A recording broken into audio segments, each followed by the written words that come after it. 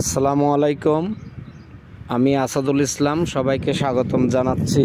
আজকের বিষয়টি হচ্ছে, যারা বেঙ্গালুরুতে আপনারা যারা ট্রিটমেন্টে যাবেন, ওখানে কিন্তু সার্বিক ট্রিটমেন্টের একটি হসপিটাল আছে, তার নাম মজুমদার হসপিটাল। এটা নারায়ণা হেলথ কেয়ার সেন্টারের মালিক যে দেবী শেঠি স্যারেরই হসপিটাল।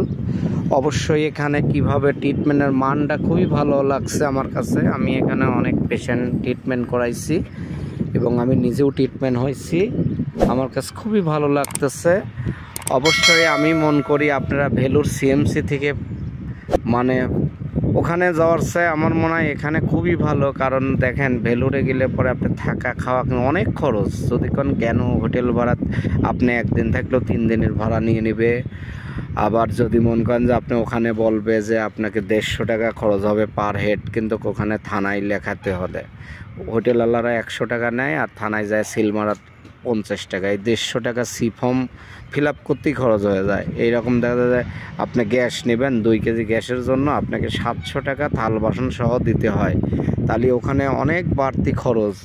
তো সুতরাং বেঙ্গালুরু কিন্তু আপনার এটা নাই। বেঙ্গালুরু আপনাকে রুম দেবে, রুমের ভিতরে গ্যাস আনলিমিটেড, প্লাস শুধু পানি কিনতে হবে। আর আপনি যে রান্না করে খাবেন যেগুলো, ওইগুলো সবজি তরকারি যা ইত্যাদি মাছ মাংস, এগুলো আপনার নিজে চাল ডাউল কিনে নিয়ে এসে রান্না করে খাবেন। আপনার কিন্তু আলাদা কোনো এক্সট্রা খরচ নাই। কিন্তু ভেলুরে আপনাকে পদে পদে খরচ করতে হবে, এবং সিএমসিতে প্রচুর পরিমাণ সিরিয়াল, আপনার অনেক সমস্যা। এই কারণে আমার অভিজ্ঞতাতে আমি বলবো, অবশ্যই আপনারা বেঙ্গালুরুতে আসেন। অবশ্যই আমার কাছে পরামর্শ পেয়ে যাবেন। আমার স্ক্রিনে মোবাইল